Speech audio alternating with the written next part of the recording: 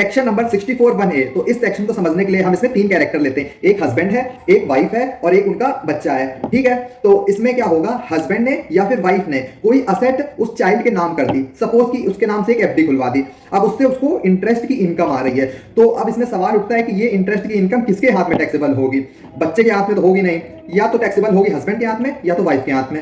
तो income tax बोलता है जिसकी भी इनकम ज्यादा होगी, हस्बैंड की या वाइफ की जिसकी भी इनकम ज्यादा होगी, उसके हाथों में ये इंटरेस्ट टैक्सेबल होगा। अब कुछ केस हैं जिसमें से ये इंटरेस्ट टैक्सेबल नहीं होगा, जैसे तीन केस है। पहला केस है कि अगर 1500 तक की इनकम आ रही है उसको, तो वो एग्जाम्प्ट हो जाएगी, वो किसी के हाथ में भी टैक्सेबल नहीं होगी।